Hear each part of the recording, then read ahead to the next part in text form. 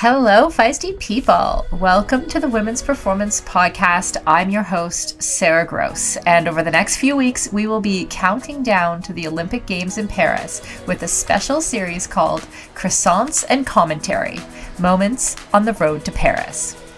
Every week for the next 9 weeks, I will be joined by sports reporter and head of content here at Feisty Media, Kelly O'Mara.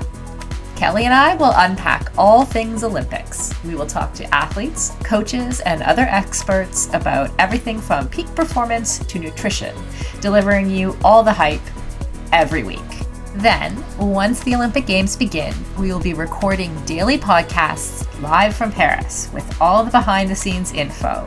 While we regrettably cannot share our Parisian croissants, we can and will share our feisty commentary. So, pull up a chair, grab an espresso, and let us take you to Paris with us. Kelly, here we are, Croissants and Commentary. What episode are we on?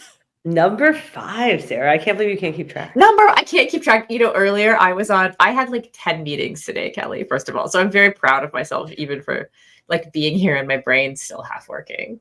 But I was on this call and someone said, okay, what month is it? And then just like waited for the answer before they continued on. So I feel like me not knowing what episode we're in is perfectly reasonable. And we're on episode 5 of Croissants and Commentary in our build up to the Olympics. And we're getting down now to the episodes where we're going to talk about like specific topics each episode. So we talked about like postpartum last week because there's just so many moms coming back to elite sport. Like really going to be pivotal at the Olympics. And this week we're talking about fueling, which I know is like a topic for everyone, but I feel like it's also really particularly important for elite athletes. And I don't know, I feel like we're at I don't want to say inflection point again, because we say inflection point so much, but I feel like we're at a fueling inflection point. I feel like we're at an interesting junction, actually. Yeah, that's a good point. With like interesting junction. And like women elite athletes in particular, because we know like it's obvious why fueling is important for elite athletes, right? Like their bodies are how they do what they do. And then what they put in their bodies helps them recover. I don't have to explain that too much. But like I think with women in particular, like so many things in sport, we were working off a male model of like what works nutrition wise. And we're just starting to unpack like what may or may not be good for female athletes in particular. And then you have this is where the junction comes in. I'm thinking of a roundabout where we're just like not sure where we're not sure where we're going. Oh yeah, I like that. So like one of the exits of the roundabout, one of the massive exits that a lot of people have taken lately is like sort of figuring out the whole low energy availability, like LEA and RED-S, which is relative energy deficiency in sport, which kind of means that like essentially a lot of female athletes and active women just broadly have been under eating and under fueling for a variety of reasons that we will talk about. And we're just starting to kind of like work that out and figure out what a fueled woman athlete looks like. And we do have an expert joining us today from the Fed Collaborative. She's like a researcher in REDS. They call it REDS these days, relative energy deficiency in sport, and low energy availability, which is kind of like the fancy term for like you just don't eat enough, right? Like, and like you said, like so much of the research that we're just getting now on female fueling has been on underfueling, on like the effects of not eating enough. Which like part of me is like, but that men cannot eat enough too. But then it's like not obviously, but statistically, it affects women more statistically. And there's partially because when women underfuel, it like causes hormone issues. You lose. I think one of them that often isn't named is like back to, again, something I say a lot, like sport was built on a male model. And that kind of looks like, so our idea of what an athlete looks like is based on like, I would say the leanness, quote unquote, of like a typical male athlete. And then we kind of apply that to like when we're looking at the female, like female bodies that are also doing sport. Like we prioritize leanness when sometimes we shouldn't, when we should actually be prioritizing health. And it's only recently we've started to think about like, what does the healthy female athlete look like? Depending on sport or individual body type, may or may not look the same as our male counterparts. And I think that's where a lot of that pressure from that I've felt before from coaches and stuff comes from is that like, oh, the women struggle to lean down. How often have I heard this? Like, it's the women who need to be watching what they eat, et cetera, because our body fat percentage, quote unquote, especially in endurance sports, but also across the board in a lot of sports. Right. And you hear that from a lot of elite athletes where like they'll have a bad race or something. And it doesn't have as much now, but certainly like even 10, 20 years ago, their coach would be like, well, you had a bad race because you need to lose some weight. That's your problem. You're eating too much. And none of them are ever eating too much. Like that's not the issue. And I remember that was what they were hung up on. Yeah. Yeah. I can remember being told I was talented because literally it was like, well, you're talented because look, you came third in this race. And if you were just 5 pounds lighter, you could do it. Like that was like their image, like, oh, well, easy fix. She just has to lose weight. Right. And a lot of it. Yeah. To your point, a lot of it is baked into male model sports systems. And I think what we're also seeing is that, or not also seeing, but one of the outcomes of that is also that a lot of the coaches come from those models. And then those coaches train the next level of coaches. And there are these very, very old school coaches who also, even to this day, will be like, the problem is you just need to lose weight. You're being lazy. That's why you haven't lost the weight. And then you would win. And they still believe this, even despite all the research, right? Like very prominent female triathlete. And she's talked about this, but she was telling me about how her coach told her she needed to lose 7 pounds like 2 weeks before the world championships. That's crazy. Like that's a bad idea, right? Like that is not a good timeline to lose 7 pounds in no matter what, because you will go into such an energy hole that you will be in bad shape for the race, right? Yes. And he straight up believed this 2 years ago, right? And so that's like, there's still, because he was trained that way by the coaches he was under, and like, it's been passed down and passed down and passed down. I also think going to like when you combine like male systems of sport and then bigger effects on women because of like cycles and hormone, like there are times where we actually should be eating more and times we should be eating less, but also you combine that with diet culture, societal like expectations of like what women should look like and standards of like what women should eat. I can't tell you, this is to this day, I've never ordered a salad at a restaurant in my life. Like why would I pay money for like salads? So my husband almost always orders the salad and I always order like a steak or burgers. Every single fucking time the waiter gives me the salad and gives me the burger and we have to switch. Even the places we've been many times. And you're like, nope. You got wow. I can totally see that though. As soon as you started telling that story, I was like, oh yeah. I see where this is going. And so you can see how that just like compounds and compounds and compounds. And so you get to this point where you're like, well, at this point, we know elite athletes should be fueling. Like we know this. There's all this research. So why are they still not doing it? And it's because like, it's not just because like they're stupid, right? It's because all these other things are telling them just try harder.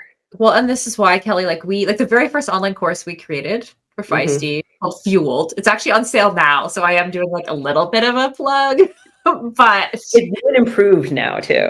It's a new and improved version of the Fueled course. But also like when we were designing the course, I was very adamant that I wanted us to look at the history of like the social expectations around how female athletes look. And I wanted to like definitely have that and talk about like body image issues and the cultural pressures and all of that first before we dive into like actual nutrition. Also, we wanted to have like modules about how our bodies use food for fuel, right? Like how that, because if you understand the process, you're not just following a diet plan. So it's not just like eat this many grams of this or that. Like if you can understand what fueling can do for you and the ways that your eating habits have been, what do you call it? Like affected by our social context, then you can make good decisions for a lifetime. And that's literally the goal of the course. Like I like believe that to my core, that this was important. And that had to be the first course that we did. Maybe we'll just make all the elite athletes take it too. We'll offer it to like any Olympian who wants to take the course can take it for free. We will let you. We'll let you. Like we should offer that to all Olympians. We do. We do offer it. It's a damn good course too. If I do say so. We will be talking to our expert later about all the research and kind of what we actually do know. But first, I did want to talk to a couple of athletes. And so I spoke with Paula Findlay, who's a Canadian. She was a Canadian Olympian in triathlon.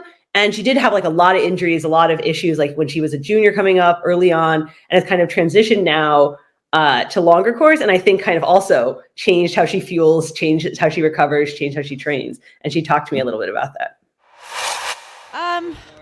I think I went through a lot of years of my career where I wasn't eating enough, and for a lot of reasons, I don't know, but it impacted me, and like my body was, I think, just like, hungry, and it wanted more food. And I think that's part of the reason I was getting injured so much. And my body composition changed a lot as I got into my 20s. And so, not to get too deep and into all that, but I think just eating more and eating when I'm hungry and feeling better in training and in racing has played a big part in just being able to recover better and then ultimately stay healthy. And Eric is super helpful with that too, because he eats so much. So we're just kind of like eating and training all day. And it's easy to remember to eat a lot when Eric's around also eating, So I'm not going to speak for Paula, Sarah, but I think you also know her, you're a Canadian triathlete. But I do remember like those, like when she went to the Olympics and kind of like just really struggled, right? Because she was like so tired and I think we can say now probably underfueled and injured and so it's so great to see her now kind of like happy and healthy and winning, yes. Yeah. Even though I'm also Canadian and Canada's a tiny, tiny place. I have interviewed Paula before, but I don't like know her as well as I know some other Canadian triathletes. But I do remember, of course, like she at that time, like before, was it 2012 Olympics in 2012? Yeah, that where like essentially she crashed and burned, right? Where she had come off this huge winning streak, and so she was the favorite to win, and she essentially ended up coming last. I think she came last. Yeah. And it makes me think of this where, a lot of the reason we didn't identify underfueling in female athletes sooner is because the symptoms aren't consistent. Right. So like, one person starts to get stress fractures, another person loses their period, another person starts to lose their hair, another person, like the ways that it like comes out. It's like, there's a whole list of like 30 different things that it could look like. What are the first ones for you? Because I've never been wildly underfueled, but in like peak training times, I definitely have like not eaten enough on like a day or a couple days. And first for me is one, I get really pissed at everyone. Which was my sign earlier it's not even hangry, because that's like acute when you like need a meal. It's more like down, like, right? Like it's more like the demotivation, the like, I can't do anything, I hate everyone, that kind of thing. And then I also get really cold. Like when I cannot warm up in the pool is when I'm like, oh, you need to go eat lunch. To eat something. Yes. Yeah. Because like this is the body, like the temperature thing for sure. Yeah. Interesting. I'm trying to think, like I told that story on social media about how like I didn't, when I was significantly underfueled, again, because I was like consistently told by coaches and even people who were supposed to be helping me with nutrition that like the entire goal of that was to lean down, to get leaner in order to go faster, right? Like there was very little talk about fueling for exercise, right? Like when I look back, like how do I get, that's not strictly speaking true. I do remember some conversations about like how you recover from one session into the next, or like especially if you're doing like 2 or 3 training sessions in a day to like feel good for the next one.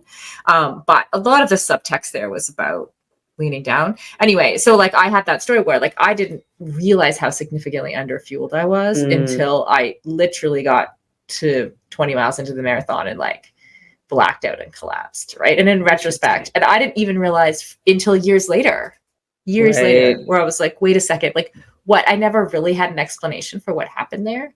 But I know that at that time frame during that training block, I was cutting my total energy intake down more than I ever had before or since, right? So when I look back, I'm like, oh, of course that's what happened, right? Like, of course I just went into the race like chronically underfueled. Yeah, I think about it. So I ran cross country. It's like now I'm thinking, because I've never personally had like super severe underfueling. I think everyone, like, I eat a lot. I eat plenty. It's fine. But like but I've seen it happen with teammates and stuff. And I think back to like high school cross country, and then I coached high school cross country for a few years.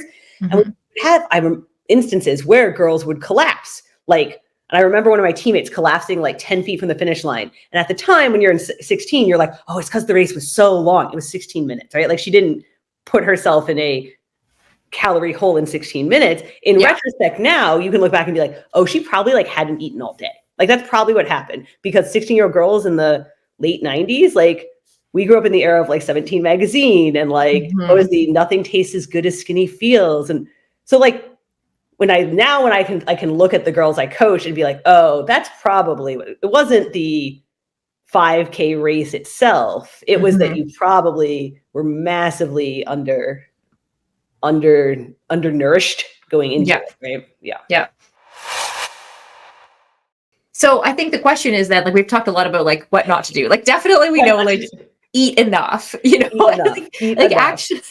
actually, like around the time last year when we were making the fueled course, an elite triathlete said to me, like, Sarah, our main thing is like for her generation, she was 20 at the time, or I guess she's 21 now. She's all grown. It was a year ago. It was a year ago. Like, anyway, she's like, we understand that we need to fuel, like that we need to eat more than but like, she's like, that's all that we know. It's like, what do we eat when? And then there is the performance metric of the fact that like, you know, that like you still want to have the best body composition for your sport too, right? And how we bring that conversation in a healthy way is also like, as essentially what she was asking me, like, how do we do that? So what are we supposed to do? And I think it's like, and one of the things that frustrates me a lot, and you've heard me say this, is I get really frustrated because we'll go to like a female athlete conference or some seminar and they'll be like, we're going to talk with female athletes and fueling. And you go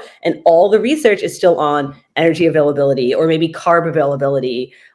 There's a little bit now on like protein at certain points of your cycle, like needing more protein at certain points, but almost all the research is still on energy deficiencies and that does make me crazy, because I feel like because we've had to spend, in the same way we talked before about how so much of the early performance research was spent proving that it was safe for women, we're like behind now on the actual performance research. And so because so much of the research here had to be spent on like, no, seriously, eat more.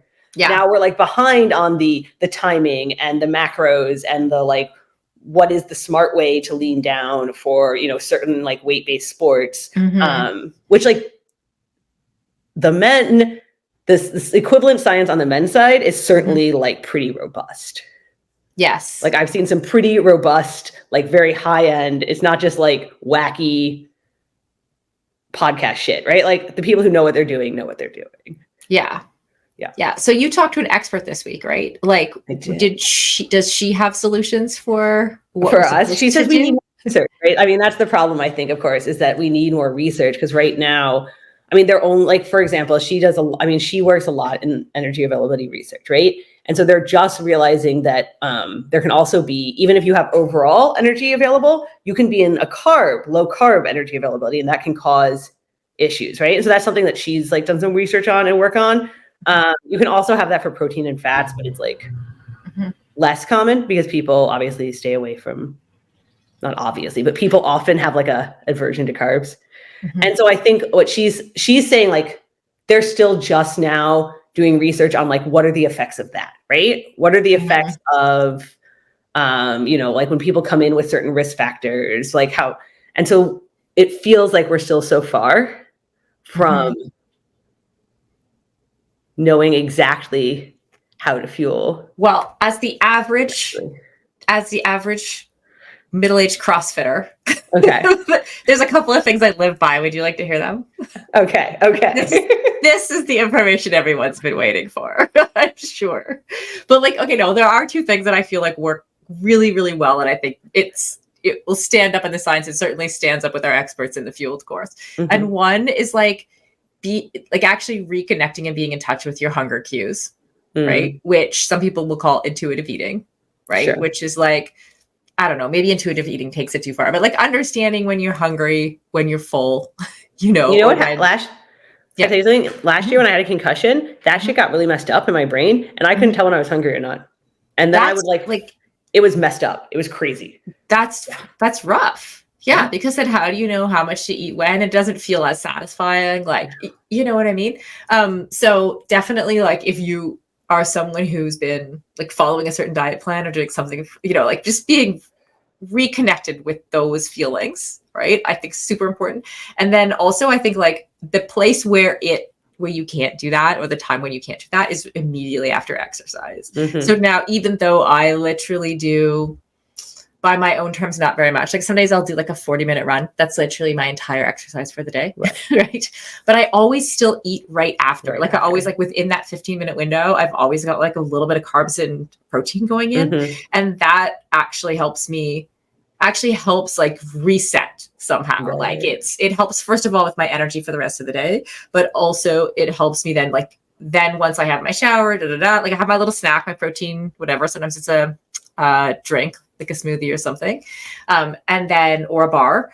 And then I have it, whatever. And then I'm reconnected to my hunger. It's like, how hungry am I? What is the meal that I'm having next, etc. And then I just carry on with my day. Like, and I find it's obviously way easier just doing exercise once a day than my old life, but like it's, it works.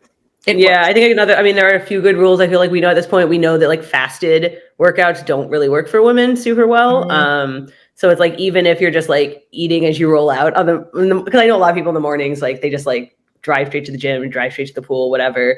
Having something is like key, right? Because we know that fasted isn't great for women, kind of messes with you. I think we also know like protein has become increasing. Like there's increasing research on the need for protein, particularly at certain times of the cycle. And I will also say there's not a lot of research on this yet, but anecdotally, there have been some elite athletes who have found increasing the protein they're taking during ultra long events has helped. Yeah. Whereas like just trying to cram in too many carbs, they were getting kind of nauseous, but having like a little bit of fats or a little bit of protein. Even and that's like, we don't have the research on it yet, but like it works for them. Yeah. Even the non-ultra, but still quite long event of Ironman, I used to find it, like even being out there for 9 hours, I used to find it helpful to have a little protein or fat in my fueling, like just a little bit, so that your stomach isn't just this empty slosh of like liquids and carbohydrate, right? So you have something that's sitting in there that's almost like not digesting quickly, so your stomach's happy,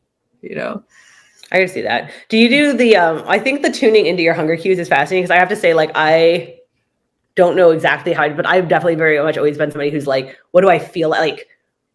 And like, oh, I feel like I need something salty, right? And then I like will take, like, that's how I know that I need, right? Or I know, maybe I just ate a lot as a child. And so I like, but the other day I was sitting here after like, I had been sick and I was sitting here, I was like, what do I feel like eating? I feel like eating something. I can't pin it down. And I sat here and I finally realized it was oysters.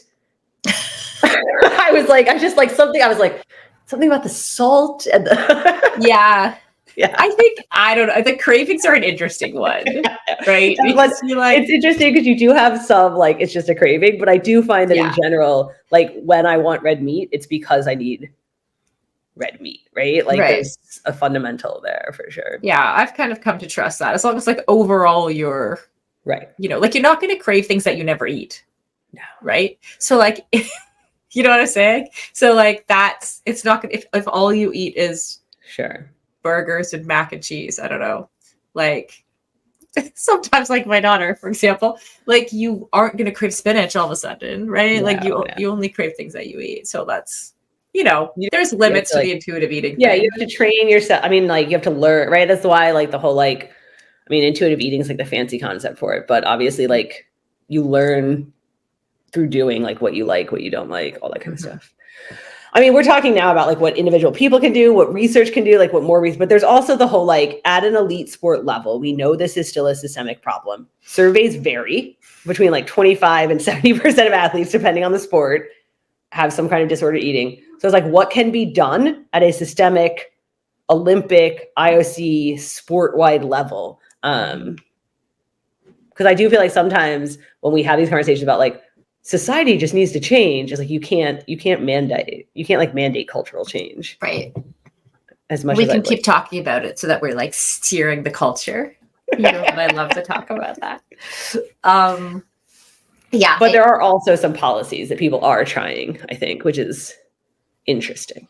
Yeah. When I was very taken by when I interviewed Jenny and Jill, who are our Canadian, it's a double scull rowers, and they were talking about their process of like, because as lightweight rowers, they get weighed in, right? So if they're like a weight sport, they have to be whatever. The boat together has to be a certain weight. They had the amount of support they had when they're in their kind of like cutting down phase and making race weight, quote unquote, was insane. Like they're like, they have so much support from coach and nutritionist and like people, and they're being monitored, and just to like lose, I don't know, a couple kilos, right? And so when I thought about that, I was like, if that is what, and then they felt good about the process, you know, like you could tell they're like, okay, we lean out. And then in the off season, we like expect to be in slightly bigger bodies. And that's how it works. And like, you know, they just, you know, goes like that. And I was like, oh, like this is, if it takes that much support for elite athletes, like to get, like the rest of us don't have that. No. You know, like, so it's kind of like you're better off to eat what you need. And for most of us, you're better off to like eat what you need and be able to perform well day in, day out. And that's going to like not just sustain your health, but also like make you a better athlete. Sure. I think that's the way to go. I do think there are some interesting at the elite, since we are talking at the Olympics, right? Since we're leading up to the Olympics, there are some interesting things where like there are some sports that have built these big support systems now, which is great, right? I do think like a lot of the athletes do seem a lot healthier than they used to be, right? You definitely do have more support in talking about it. And then there is in some of the sports where it's because they are weight-based sports, like cycling, right? Like rowing, they are starting to adapt or adopt policies and like things that can be done, you know, frameworks, right? Okay. Does that make sense? Like they're starting to talk about it more, like a little bit by bit. And so like climbing is one where, and I think this is fascinating because I have mixed feelings about the policy, but the athletes were so like, this is such a big problem in our sport that they were like, we need to do something. The athletes like demanded that something be done. Interesting. And they came up with a policy, right? Yeah. And so sport climbing adopted a policy that, I mean, like we can, it may be terrible, right? But like what they're doing is they basically start with like every athlete at a certain level of competition gets screened for, and it's not just BMI, it's also like blood pressure, heart rate, a whole bit, right? So it's not just like, I get like it's not just like how skinny are you? It's also like all the other health signals of, and then they also go through a survey, and that's meant to just like, are there people who are like, it doesn't automatically flag you or something. It's just like, then on a population level, do these people need more support or help? And then it also, and once it does, you know, once somebody is like funneled into the like needs more support help, they will then get checked on again before the next competition. And again, so like in theory, if they hit this like red level of like they are unhealthy, they won't be allowed to compete, which is a little interesting. I don't know if I love that, but the idea is to try and help like put them into more support along the way to keep them competing. So I like that they're tackling. I like that they're like making this a part of things, taking it on, like trying something to try to help everyone be more healthy. Right. Obviously, to your point before, like it does put like I don't like that it puts the onus on the athlete, right? Yeah. And it does make it a little bit like you could see how it would be like judgy. When I clicked on the link of that policy for climbing, right? What I didn't like was that even immediately they're talking about eating disorders, which I think when we're talking only about an eating disorder, then we're putting it on, like we're making it kind of a mental health issue for women almost, you know? And I feel like that's part of the conversation for sure, but it's not the whole conversation. Right. Which is why I was like, I just rather a slightly different framing, like how are we keeping athletes healthy, you know, all around, because you can absolutely not have an eating disorder, train a lot and be underfueled. Sure. Right. You can, like my situation, not have an eating disorder, be told to eat less and be given that advice and told what to put on your plate, which is probably to your, I mean, this partially, I think why they started calling it disordered eating, not an eating disorder, because you had disordered eating, Sarah. You were disordered eating, even if you did not have like an illness, right? Like, because when I grew up, I remember all of the like Lifetime movies about anorexia and the gymnast who had bulimia. Like that was very much what we grew up in the context of. And it was like an issue with that person, as opposed to like the concept that you can fall into disordered eating at any point. Like anyone can. It's for a variety of reasons. Yeah, like it's an action, not like a statement of your being. Right. Yeah, exactly. The other thing that I think is that buoys me, Kelly, that makes me feel good about the direction is like, there are some sports in which the body, like the bodies of the athletes have evolved a little bit to look a little bit different, a little stronger. I think gymnastics kind of stands out for me because when, 20 years ago, 25 years ago, when I'd watched gymnastics, they were so skinny, like especially the women. It's directly an outcome of changing the scoring system in gymnastics. Oh, interesting.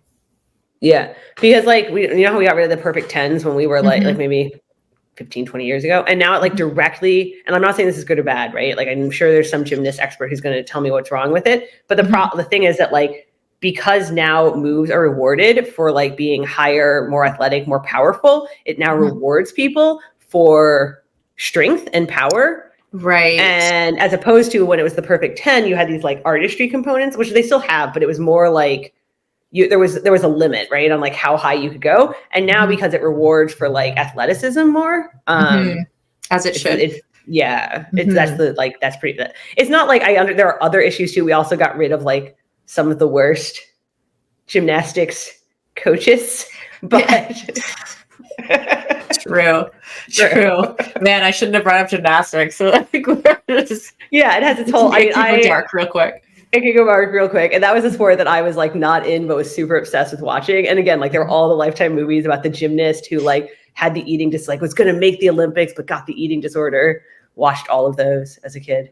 It was a whole, and it was always, to your point, it was always framed as like, oh, she was so close. And if she just didn't have her problem, Right. It was her problem somehow. Right. Yeah. Right. Instead of looking at the whole picture. Right. So that's like that's basically my main objection. I'm also gonna give like CrossFit some kudos here too, because I feel like there's been this cultural change towards shifting towards like stronger looking bodies, especially women's bodies, that we like see more out in the zeitgeist. We like strong as the new skinny, quote unquote. Whatever you think about that phrase, there is like a strong aesthetic that is like that has become more popular. And I think a lot of that has to do with CrossFit. And I do think it's a lot healthier in terms of how we like, not that CrossFit doesn't have challenges. Right, I was gonna say they have some weird eating issues too, like super weird eating issues. Like there's 100%.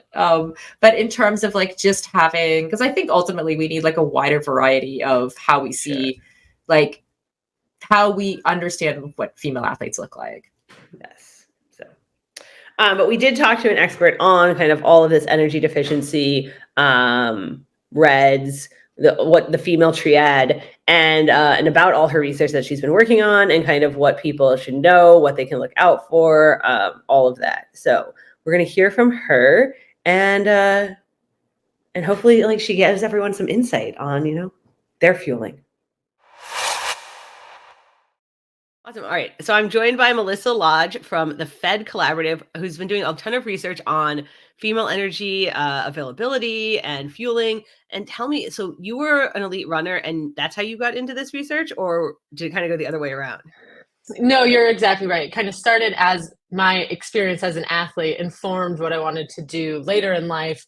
And I realized that the research was really pulling me to answer these questions that I realized as an athlete we didn't quite have the answers to yet. And I really wanted to be the person that could help push that along and help answer those questions for elite athletes present day, but also really informing what we can do to help girls in sport grow up to be healthy and thriving women in sport.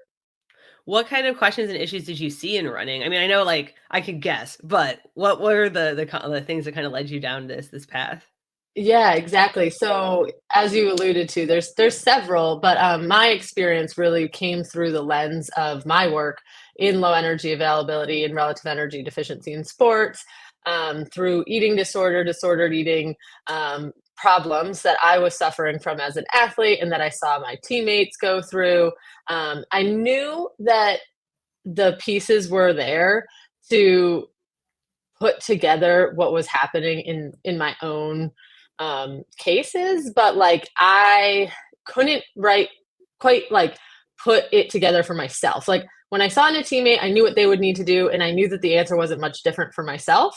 But there was really a barrier there, and so that really led me to want to understand, like, what are the different things that we can do to help intervene in athlete cases so that, you can't treat me the same way you're going to treat my teammate, and we're going to respond to things differently, and that's okay. But what ways can we streamline that process and have protocols and policies in place that help support that, inform the coaches and the support staff around us that can intervene and recognize these things? And then what can we do as researchers and consultants with the athletic team and support staff to facilitate this change so that hopefully we're not just covering the problems up as they come up, but we're actually like getting ahead of the problems and changing the culture and the way that we talk about these things so that girls feel safe and supported, and that they're having longer careers and they're having healthier careers. And obviously that's going to benefit their performance. So really, I come at it from a health lens, but as an elite athlete myself, all of that is informed with the idea in mind that we want that athlete to be high achieving and be able to perform at their best. So still with that really elite mindset, but we can't have that without the foundation of health first. So you did see like a lot of disordered eating issues or energy availability issues, fueling issues in your teammates and in yourself, and you like didn't quite know how to deal with it, is what you're saying. Yeah, I knew that like what I was being told in my appointments with physicians and dietitians like made sense, but there was a disconnect in like what they were saying and how to actually make that change. So that's where my research really lends itself to this intervention-based lens of what can we actually do? Like if we have the information, which we certainly actually also need more of, but I was lucky enough to have physicians that are in this space and do this work as well. So they were quite informed about the presentation of symptoms that I had, but less so about, humans are complex and every sport is different, and what motivated me and what motivates somebody else might be different. But the thing that did motivate me actually was performance. So that's why I really like to speak to that piece of it when I'm talking with athletes. Is I'm not trying to take you out of sport. I'm not trying to make you less competitive. In fact, all of these things that we're working towards are going to make you a better version of yourself. And in fact, you might be achieving these goals in spite of something that's holding you back, not because of it. So what can we do to break down those barriers and facilitate the change so that you can actually be even better than you are right now? We're talking a lot, right, about relative energy deficiency in sport. It used to be called, sort of used to be called Female Athlete Triad. Can you tell, and they've rebranded, I feel like, can you tell us, just so that all of our listeners know, and I feel like most of our listeners know, what is relative energy deficiency in sport, and like what are those symptoms and those issues? Yes. So both the Female Athlete Triad and relative energy deficiency in sport, they are separate conditions. They were coined by two different groups, but they're both underpinned by the condition of low energy availability, which is having mismatched energy intake compared to the exercise expenditure that you're doing with sport or exercise.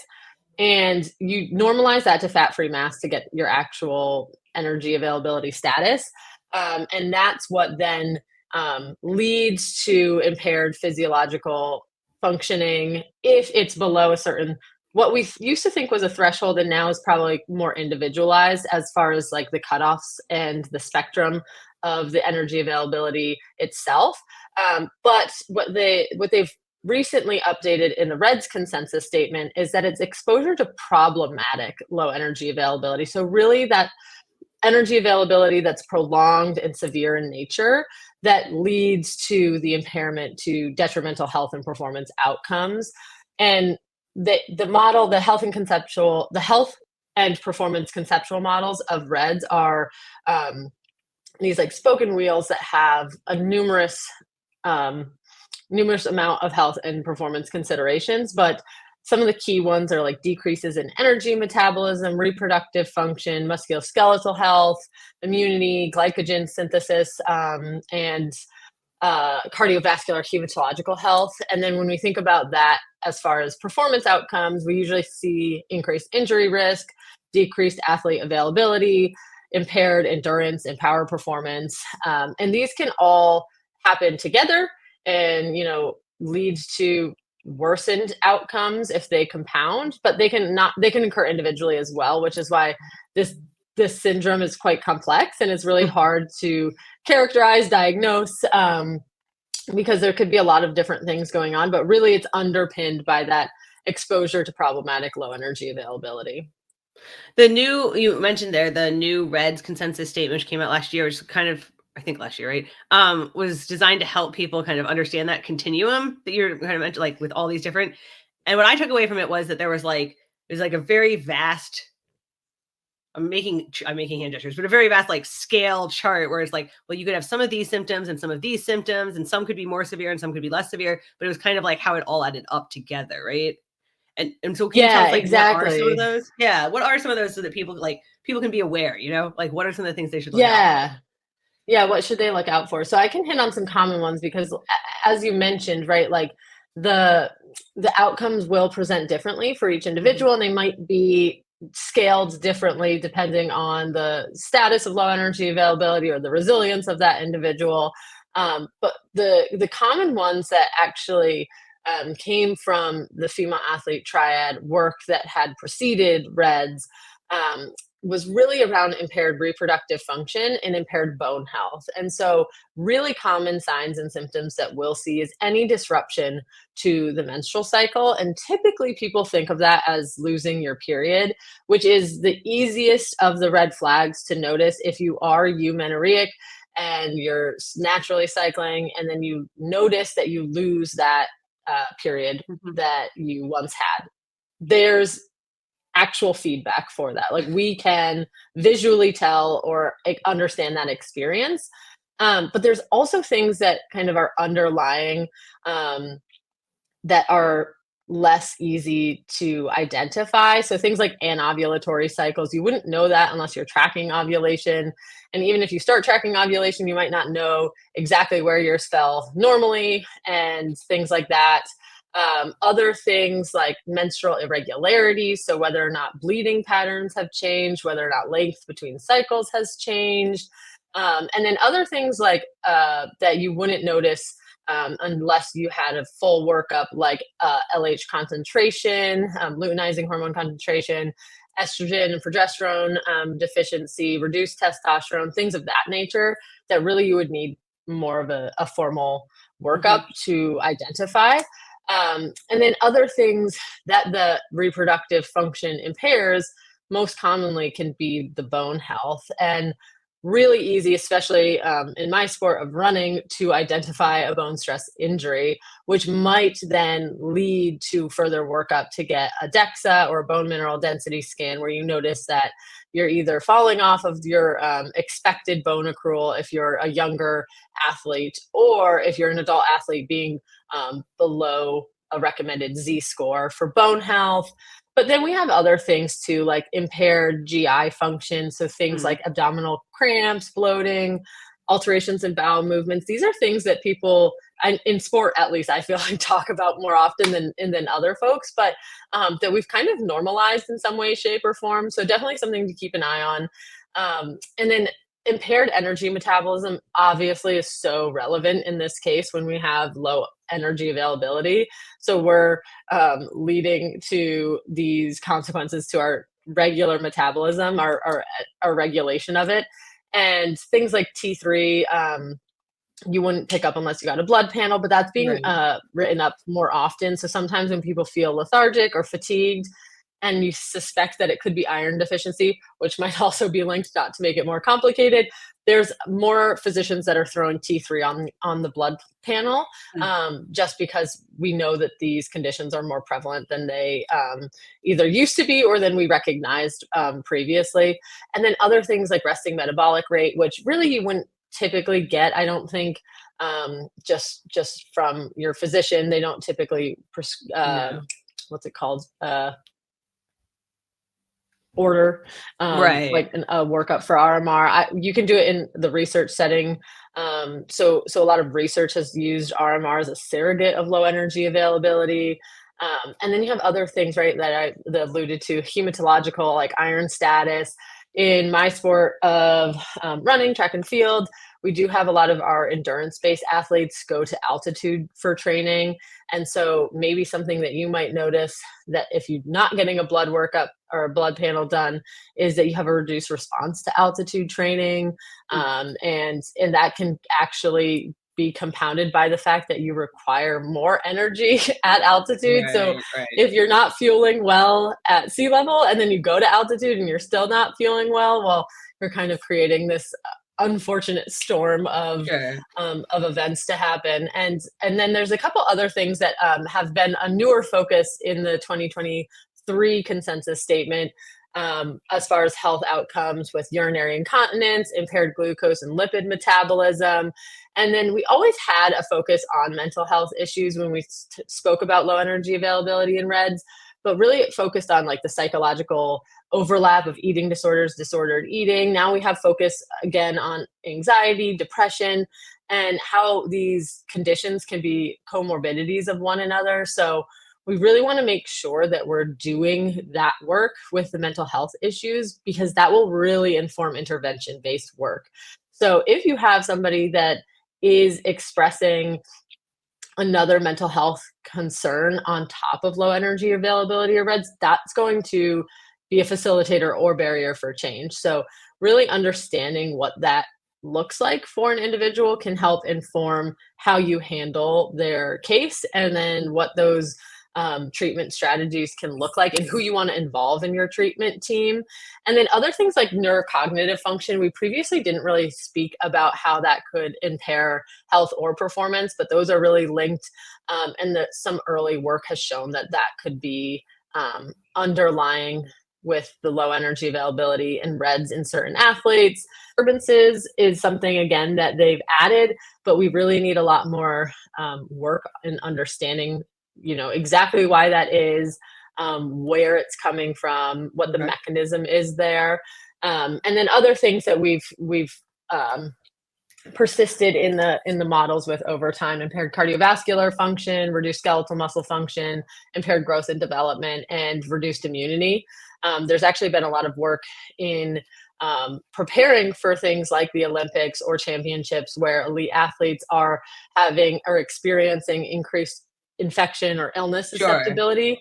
And then you're losing, precious time away from training and or a competition, right? And so when that happens really close to your competition or your championship window, not only do we want to reduce the risk of that throughout the year, but that susceptibility close to competition or championship games, meets, competitions, whatever it is, that's going to really impact your ability to perform. So there's some things that have persisted over time that we've just improved our understanding of. There's other things that we've seen clinically that we need to do more research and understanding exactly why that is. Why are these health outcomes overlapping, and exactly like what kind of profiles come about when we see that these cases of low energy availability and REDS are suspected in athletes. And then again, what we can do not only from the treatment of the energy availability status, but we need to treat these outcomes, whether or not they're actually related to low energy availability and REDS, and it happens to be co-occurring. An athlete doesn't want to have reduced immune function, right? No, so we no. need to address that anyways. And on top of that, if it is happening alongside of the low energy availability, well, best case scenario, we tackle both things. And even if they weren't related, then the athlete is now fueled properly and they're no longer experiencing their health outcome, which in the elite athlete setting is definitely going to have more impact on their performance because their health is so important to maintain in order for them to achieve optimal performance. So a lot of these things that you're saying, I mean, you're trying to list a whole bunch of things there, but some of them, like you're saying, we need more research, but a lot of them from a regular athlete standpoint, any of our listeners, like it's kind of one of these things where if you're experiencing a bunch of these things, you should stop and think about like, is this low energy availability, right? Like that's my takeaway. If you're getting sick all the time or stress fractures all the time or really tired or super depressed, like, and you're not eating enough, it might be low energy availability. Yeah, exactly. Yeah. And I think sometimes people don't put those puzzle pieces together. And the best advice that I can have, especially if you're not able to see a physician that's trained in this specialty, which very few are, is to start the conversation to say, I might not be fueling enough. Maybe it's because you just don't know what you need, and maybe it's because there is a psychological barrier there. But if you can have those conversations with your physician, and even in physicians that are trained properly, there's always going to be a gap in your specialty or your understanding. And so sometimes you do refer out, but to make sure that somebody who is in gastroenterology and endocrinology and orthopedics, that they understand what's happening to the patient, and that they can communicate, and that the patient isn't necessarily, unfortunately, a lot of the times the patient does have to take on a lot of that burden to communicate with all of their physicians, and to make sure that they're not like slipping through the cracks. Right. So, like you said, if you see these things and you're getting treatment for them, good on you, and keep doing the work that you need to do to help. What are risk factors that make people more susceptible to low energy availability? Or, maybe not even more susceptible. Maybe we just see it at higher rates. And we do see it a lot higher rates in women in certain sports, right? Like, why women? What are some of the risk factors? Yeah, exactly. Well, the thing is that the prevalence is increasing, and REDS is not just a model that pertains to females. But the reason why a lot of work is spent with the female population, and why I'm so passionate about working with them, is because they are so susceptible. And some of that just might be these cultural experiences that we share, with the influence of social media, the influence of teammates. A lot of these things can compound on top of one another. And if we have a sport that's high training demand, which a lot of elite sports are, but we think about things like triathlon, like cycling, like endurance running. But then also on the flip side, we also have aesthetic sports that they're judged based off of the way that their body might look in their uniform, or the way that they're performing, like dance or gymnastics. And then weight specific sports, or weight dependent, where you're in a weight class, like lightweight rowing or wrestling, something like that, where it's intrinsically tied. It's really hard to untangle those thoughts and performance, and then that can spiral, right? So these are all different risk factors that could make you more likely to have energy deficiencies, right? Have issues with energy availability. It's interesting because, like you said, there's the sports and the culture, and as you're saying that, I was thinking cycling is one of the sports where the men had very big issues with disordered eating for a long time, for a long history of that, before women ever even bite competitively, Right. And you're thinking they're just as susceptible. And some of the sports, the difference between the prevalence in men and women is actually not that different. Other times it is, but again, risk factors can compound, and they can affect one another. So while being a male athlete might not be the biggest risk factor compared to being a female athlete, you pair that with, if you're a male cyclist and your sport has these pressures and this lack of knowledge, and your coach is this way, all of those things compound on one another. And so it's not to say to overlook the male cyclist because they're just a men in sport, but really that while focusing on female athletes, I do think that this work, pushing it forward in male athletes, will help, right? If we can start to figure out how to answer these questions, and then tinker and tailor those answers depending on the individual and their own risk profile, then we're going to be in a much better spot than we are right now, where we're really struggling to find certain interventions that are appropriate, or that work well, or that athletes abide to. All of those things combined make for a really interesting but challenging puzzle to solve. And so much of the research has been in women, and on this topic has been on the female triad, has been on REDS, has been on, and I keep wondering if we have, if that means that we haven't had as much research on sports nutrition. Like you said, there's not is there specific sports nutrition that would help women perform better? And because we've been so focused on the under fueling part, we haven't talked about that part of things, you know? Well, that's a really interesting point, and I really appreciate that you brought that up because it's so important that we also focus on peak performance in women and not just the challenges that they face or just focusing our attention there. What do we need to do to be able to create sports nutrition guidelines that are appropriate for women? Because we know that they are based off of the male athlete. So while we're over here in the low energy availability and red space, we also need to be in the same, taking up the same space in sports nutrition research. Because while a lot of low energy availability and reds research is in women, there have been some recent audits that have shown that female athletes are very, very underrepresented in exercise science research, but in carbohydrate, like acute recommendations for carbohydrates, chronic recommendations for carbohydrates, all of the recommendations that we give from a sports nutrition standpoint are based off of primarily male samples. And so we need to actually make sure that we're not losing that messaging as well. While we want to help their health and performance and make sure that we reduce the risk of reds, we want to make sure that they're taking up space in these other really important conversations like sports nutrition guidelines and optimum nutrition for performance, so that we're not just, you know, tailoring it towards this one thing and leaving them out of the space that actually, you know, can also lead to high achieving, high performance, in all of that. So I really appreciate that you brought that up. And you have done some, I think you've done some research increasingly now on like under the energy availability umbrella on macronutrient availability, right? Like even if you overall are okay on energy availability, you can be low on carb availability, for example, and that can still have some performance and health impacts, right? Right. Yeah. So they spoke about this in the 2023 consensus. And then I had a review paper on this at the end of last year as well, with the added impact of low carbohydrate availability specifically and low energy availability.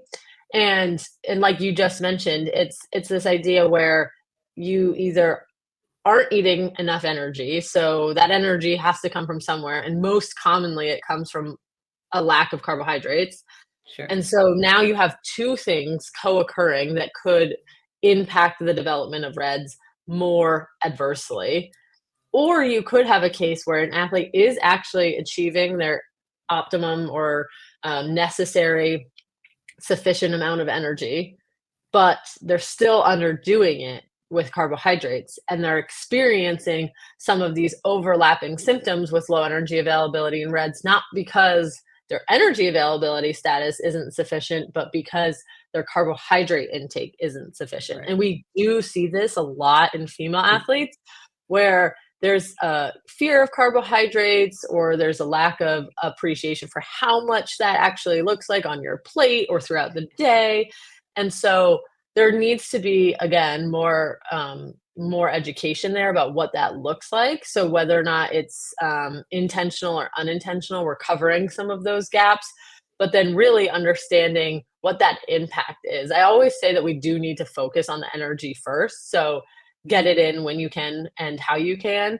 But then once we have reached that baseline sufficiency of energy availability, then we need to start looking about the macronutrients. And there's not been a lot of work as far as like proteins and fats go, but just based off of what we know, the recommendations come from somewhere.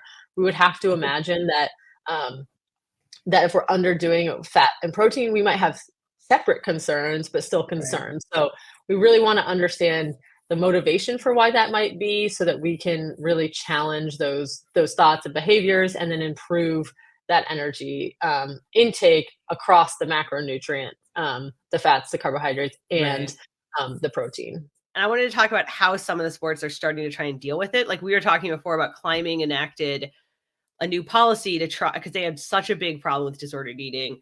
They enacted a new policy to try and, I don't want to say weed out, but like identify athletes who need help and get them help before they could compete. And I think you said there's another sport doing something similar. And I want to know how, like, from a research standpoint, do we think these things are going to work? Do we know if they're going to work, or? What kind of Yeah. interventions work? Yeah. So it's a really good question. And I think the answer is probably we need to stay tuned since some of these policies are so new. But sport climbing, they really adapted the IOC REDS clinical assessment tool to fit something that they could implement across their governing body. And really that looked like a population-based screening where they take some sort of risk assessment. And off the top of my head, I don't remember which one the IFSC is using. I think they might be using the LEAF Q and the lean Q. Yeah. It is published in their protocol. And that will really help them inform, do we need to do a further workup of these individuals? The IOC REDS clinical assessment tool version 2 also suggests various population questionnaires that we've used in the screening of low energy availability or REDS or disordered eating. And so what that does is that really helps us get a baseline, which I think is a really good starting point. We haven't seen that been done frequently enough to know whether or not there needs to be more than that. But if we haven't done it yet, if we add it, that is a really good first step. And so then from the screening, if somebody is high risk, they get a further workup. If you're low risk, then they'll just be either, depending on the policy or the protocol, monitored at some regular interval or maybe never again. So like in the collegiate setting, they do like a first year pre-participation examination and then they like never do it ever again, which is a problem. I think that we need to find ways to add that in either every competitive season, every semester, something more than just your first year, because think about yourself as a freshman in college and then a senior in college. Like, did you never change? And then if you're high risk, you go through a further workup. The IFSC developed theirs based off of probably some forms of like practicality and how accessible the athletes were to be able to go through some form of workup. So this can be adapted, but if you're looking at the REDS clinical assessment tool, this really is a objective-based criterion measure step where you're having measures that are highly sensitive that might be more expensive, but have a distinct scoring criteria for the objective outcomes. And then that will further stratify them as like no, low risk, mild risk, moderate risk, and then high or like very high risk. Sure. And so if you've seen the model, it kind of goes from green to red, and they changed this from 2015 where it used to just be green, yellow, red, and now it's a green, yellow, orange, red. And so this really allows for some more nuance and presentation of different symptoms or outcomes that previously a lot of athletes were following yellow and it was just kind of vague. It wasn't really. I feel like a lot of elite athletes would be yellow then. Yeah, exactly. And so then physicians were like, okay, well, what do we do?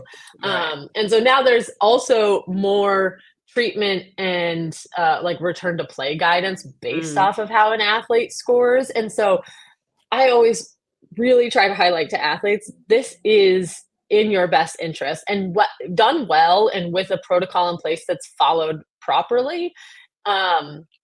Hopefully it leads to successful outcomes. I'm really excited to see how it goes with sport climbing and how the athletes like it. And I feel like some of these things, the athletes might, be like, oh, I don't know how I feel about this, or I would hate to get pulled from training or competition, which is not the goal of any of this. It's to make sure that they're healthy and that they're able to perform.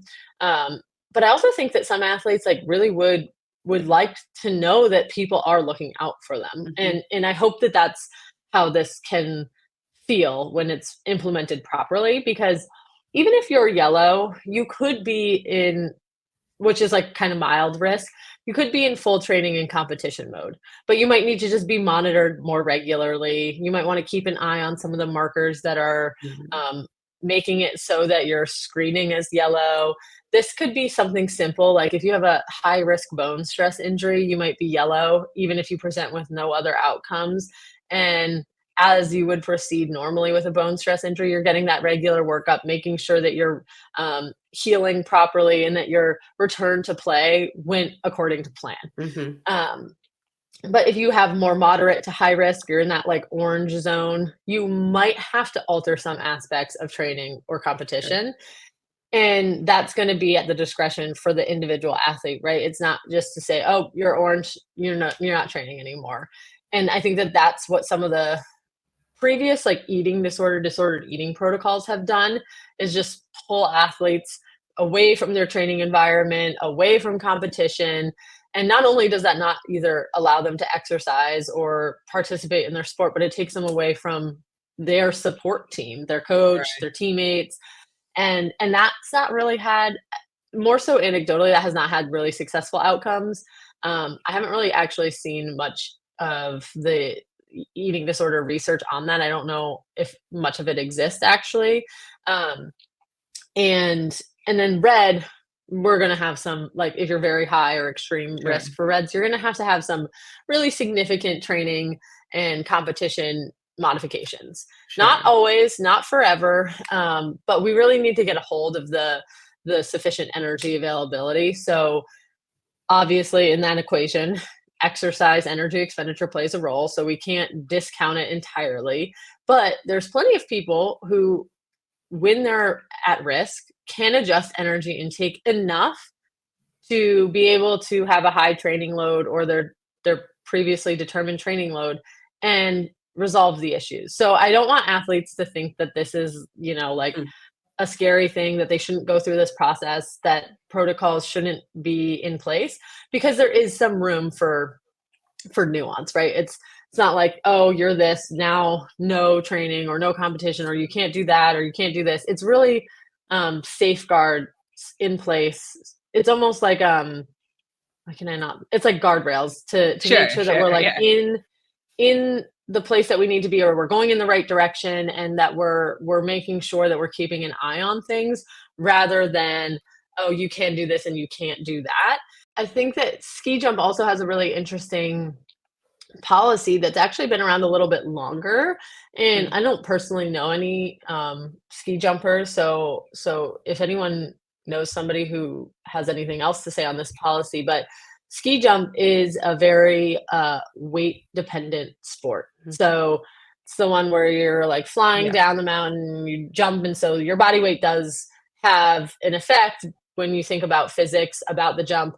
And so when this was becoming more and more popular, a lot of athletes, to be more and more competitive, were just losing more and more weight.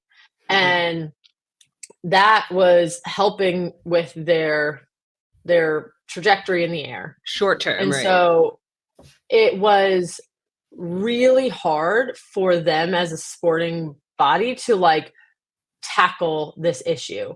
But they have a really interesting alternative, which is to say they weren't saying that athletes couldn't be at a certain body weight.